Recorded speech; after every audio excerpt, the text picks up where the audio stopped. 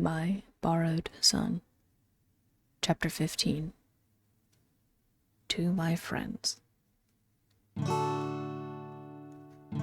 It was a bit of a restless night for Amanda. She knew it would be a challenge, but that it was good for both of them at the same time. Not having Parker sleeping within arm's length was strange. The maternal part of her wanted to make sure he was okay.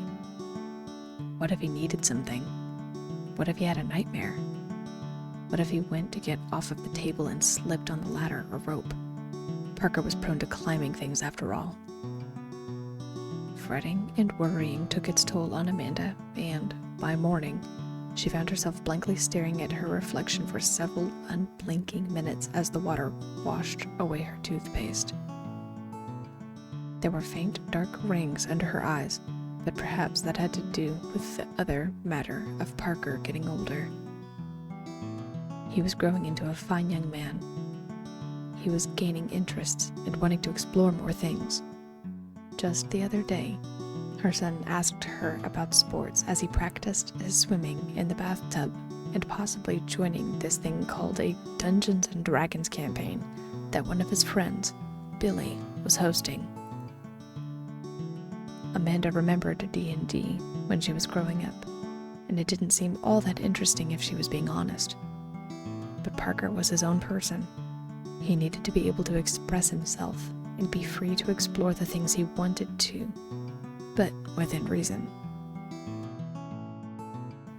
The fear in the back of her mind crept up once again. The omnipresent force that constantly loomed over the disguise that was Parker's condition lurked in the shadows and threatened to rear its ugly head every time Amanda wanted to give Parker the freedom he earned.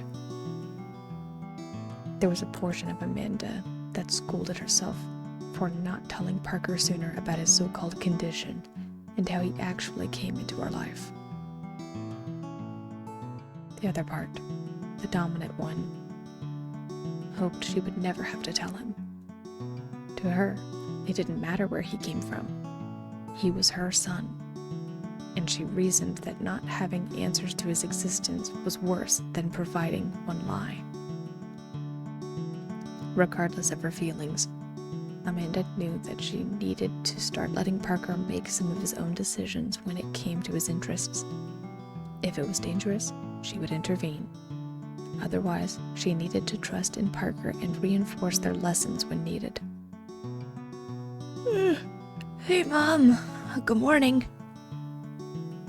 Amanda turned and glanced down by her feet to see Parker by the bathroom door that she had left open.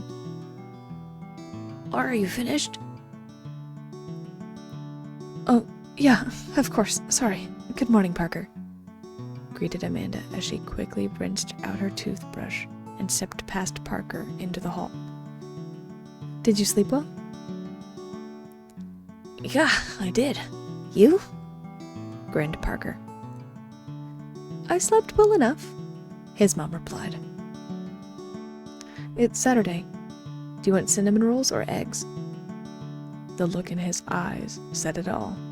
Cinnamon rolls. With a quick nod, Amanda headed off toward the kitchen, while Parker started his morning routine.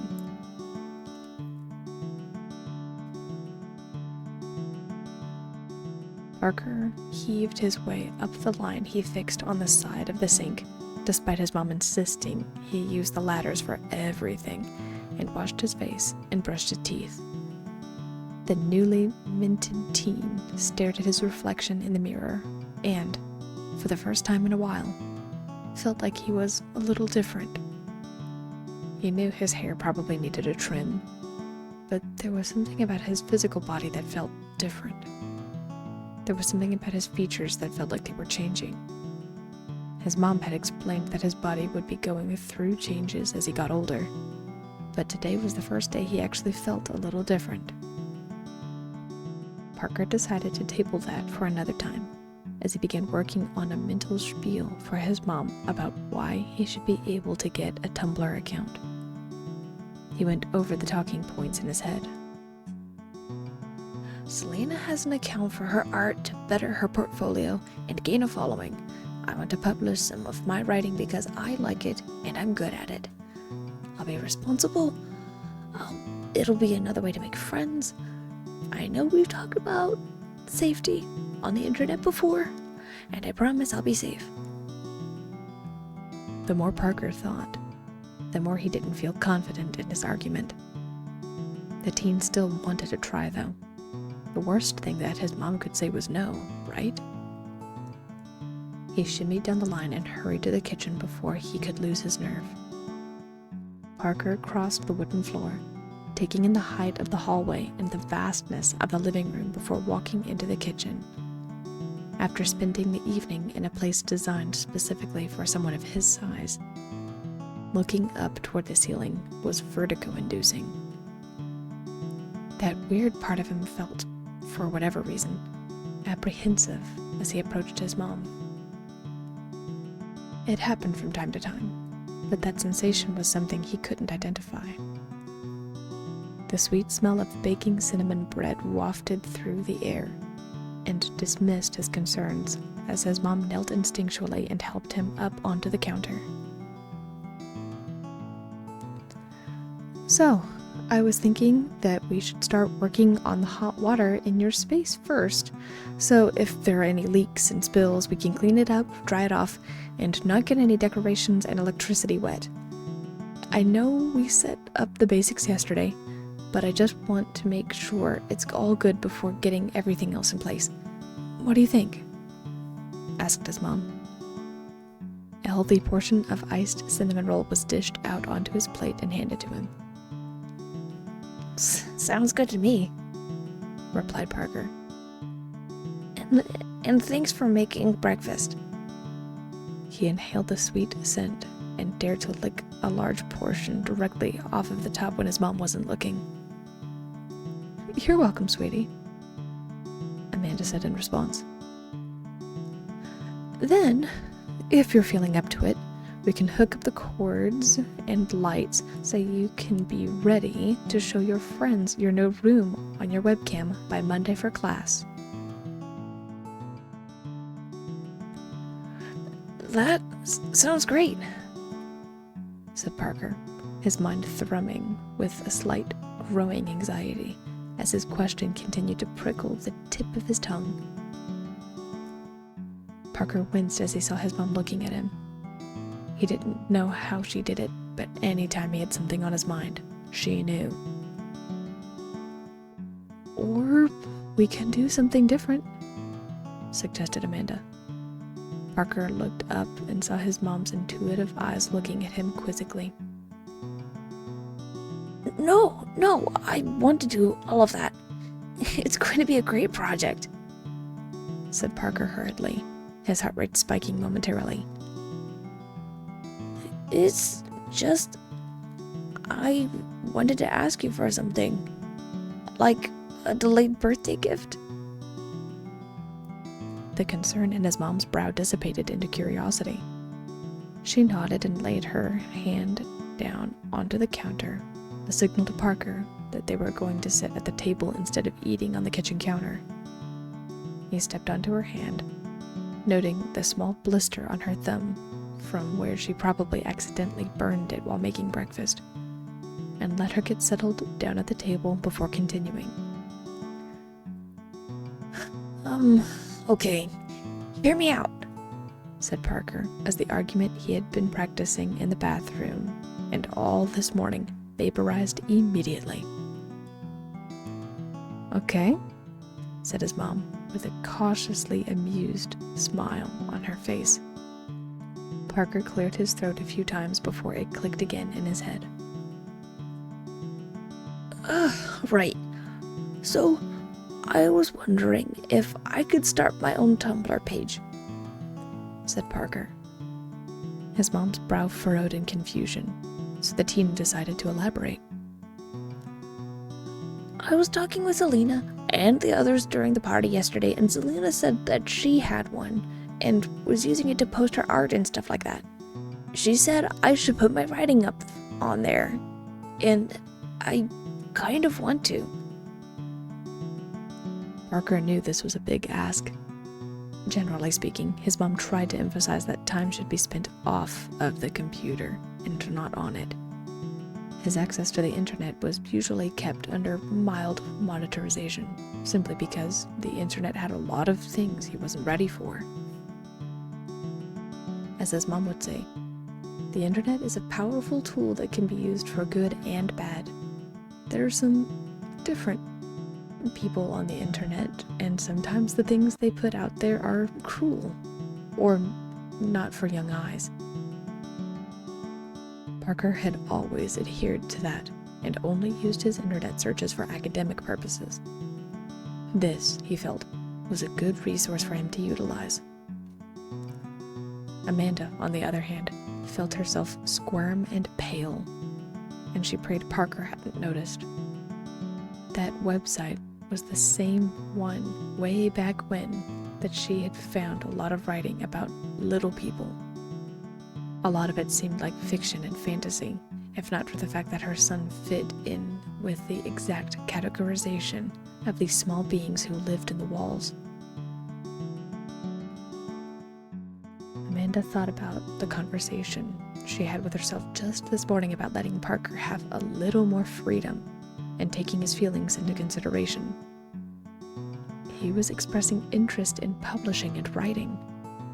Parker wanted to make more virtual friends because, for better or worse, she had restricted his contact with the outside world. She had to ask herself the ultimate question. Was this something that was too dangerous? Was this something that would harm her son? Would this thing provide too much information for his mind to handle? Or, on the other hand, would this prompt the conversation they might need to have about how he came into her life? Amanda didn't trust the world with her son, but she trusted him. If he was ready to ask those questions and seek out those answers, she needed to let him do that. Who knew? Maybe he wouldn't encounter anything or ask those questions. Maybe this was a change for Amanda to start formulating how to best talk to Parker about why he was the way he was. Amanda swallowed dryly and looked into Parker's thoughtful, light brown eyes. He was obviously eagerly awaiting her reply.